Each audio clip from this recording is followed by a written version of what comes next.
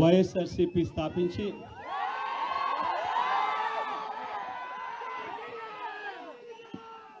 పదహైదు సంవత్సరాలు దాదాపుగా ఈ రోజుతో మొదలవుతా ఉంది. ఈ 15 సంవత్సరాల ఈ వైఎస్ఆర్సీపీ ప్రయాణంలో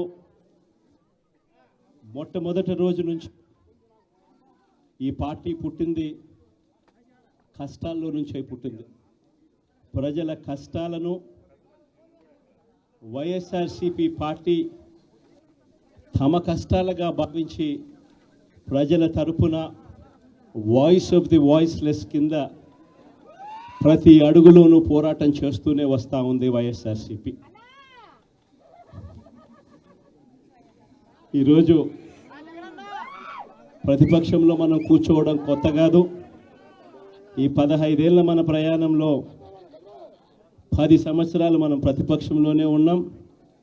దీటైన సమాధానం అధికారంలో ఉన్న వాళ్ళకు ఎప్పుడు ఇస్తూనే వచ్చాం. కళ్ళు మూసుకొని కళ్ళు తెరిచేసరికి సంవత్సరం అయిపోయింది. ఇప్పటికే మరో 3 సంవత్సరాలు 4 సంవత్సరాలలో మళ్ళీ ఈసారి వచ్చేది మళ్ళీ వైఎస్ఆర్సీపీ పార్టీనే.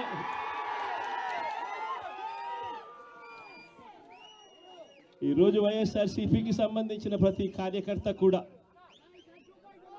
గ్రామంలో ఉన్న ఏ ఇంటికైనా కూడా వెళ్ళొచ్చు. ఏ పేదవాడింటికైనా కూడా వైఎస్ఆర్సీపీ కార్యకర్త సగర్వంగా తలెత్తుకొని కాలర్ ఎగిరేసుకొని వెళ్ళే పరిస్థితి వైఎస్ఆర్సీపీకి సంబంధించిన కార్యకర్తలకు ప్రతి ఒక్కరికి ఉంది. ఏ ఇంట్లోకి వెళ్ళినా కూడా వైఎస్ఆర్సీపీ కార్యకర్తను చూసినప్పుడు ఆ ఇంట్లో నుంచి వచ్చే ప్రతి అక్క, ప్రతి చెల్లెమ్మ, ప్రతి అన్న, ప్రతి తమ్ముడు, ప్రతి సోదరుడు, ప్రతి రైతన్న, ప్రతి అవ్వ కూడా వైఎస్ఆర్సీపీ కార్యకర్తను చూసినప్పుడు చిక్కటి చిరునవ్వుతోనే పలకరిస్తుంది. కారణం వైఎస్ఆర్సీపీ ఏదైనా కూడా చెప్పిందంటే చేస్తుంది అన్న నమ్మకం ఈరోజు ప్రతి ఇంట్లో కూడా ఉంది. కాబట్టి ఈరోజు అటువంటి పరిస్థితుల మధ్య ఈరోజు యాదృచ్ఛికంగా విద్యా దీవెన, వసతి దీవెనకు సంబంధించి, పిల్లలకు సంబంధించిన అన్యాయాలకు సంబంధించిన జరుగుతూ ఉన్న అన్యాయాలకు సంబంధించిన విషయాల మీద ఈరోజు యాదృచ్ఛికంగా ప్రొటెస్ట్ కార్యక్రమం కూడా జరుగుతూ ఉంది. ఈ కూటమి ప్రభుత్వం వచ్చి దాదాపుగా 10 నెలలుగా వస్తూ ఉంది.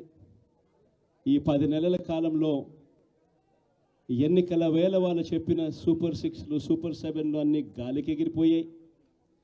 వ్యవస్థలన్నీ కూడా చదువులు కానీ, వైద్యం కానీ, గవర్నెన్స్ కానీ, వ్యవసాయం కానీ ఏది చూసుకున్నా కూడా వ్యవస్థలన్నీ కూడా నిర్వీర్యమైపోయిన పరిస్థితులు కనిపిస్తూ ఉన్నాయి.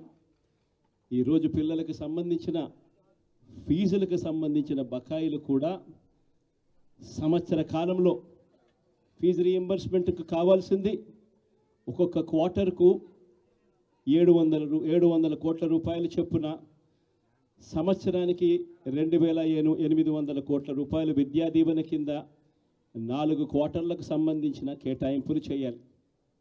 అంటే 2800 కోట్లు. వసతి దీవెన కింద ప్రతి ఏడాది ఏప్రిల్ మాసం వచ్చేసరికి 1100 కోట్ల రూపాయలు కేటాయింపులు చేయాలి.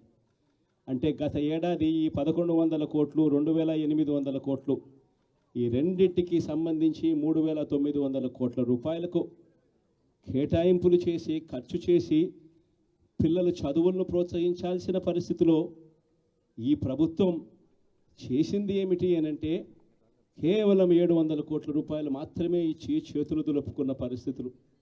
అంటే 3200 కోట్ల రూపాయలకు సంబంధించిన బకాయిలు పెండింగ్లో పెట్టారు.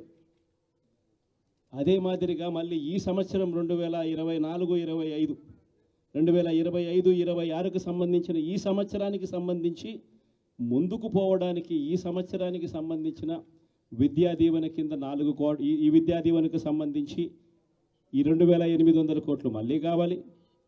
1100 కోట్లు వసతి దీవెన కింద కావాలి. ఇవన్నీ కూడా కలిపితే మరో 3900 కోట్లు. సో ఆ 3,200 కోట్లు, ఈ 3,900 కోట్లు, దాదాపుగా 7,100 కోట్ల రూపాయలకు సంబంధించిన పిల్లలకు సంబంధించిన చదువులకు సంబంధించిన కేటాయింపులు చేసి చదువులను ఆదుకోవాల్సింది పోయి, పిల్లలను ఆదుకోవాల్సింది పోయి కేవలం 2,600 కోట్లు మాత్రమే కేటాయింపులు చేశామన్నట్టుగా చేసి పిల్లల చదువులతో ఆడుకుంటా ఉన్న ఈ ప్రభుత్వానికి బుద్ధి చెప్పే కార్యక్రమం పిల్లలతో పాటు, పిల్లల తల్లిదండ్రులతో పాటు కలిసి చేసే కార్యక్రమం కూడా యాదృచ్ఛికంగా ఈరోజు ప్రొటెస్ట్ కార్యక్రమం కూడా ఈ రోజే కూడా జరుగుతూ ఉందని కూడా చెప్పడానికి కూడా సంతోషపడతా ఉన్నా.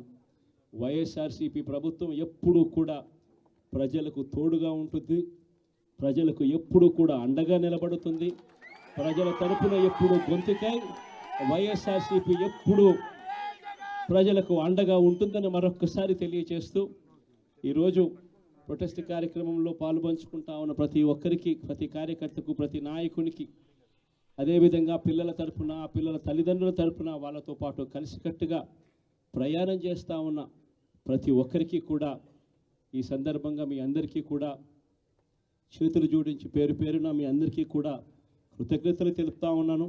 వైఎస్ఆర్సీపీకి సంబంధించిన 15 సంవత్సరం లేక అడుగు పెడతా ఉన్న ఈ సందర్భంలో వైఎస్ఆర్సీపీకి సంబంధించిన ప్రతి నాయకుడికి, కార్యకర్తకు ఈ సందర్భంగా కంగ్రాచులేషన్స్ కూడా మరొకసారి కూడా తెలియజేస్తాను.